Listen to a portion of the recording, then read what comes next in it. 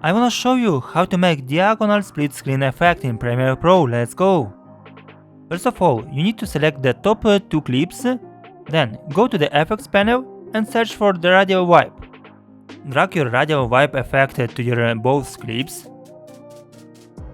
Select the top clip and go to the effects control and set transition completion to 50% and the start angle to 50 degrees.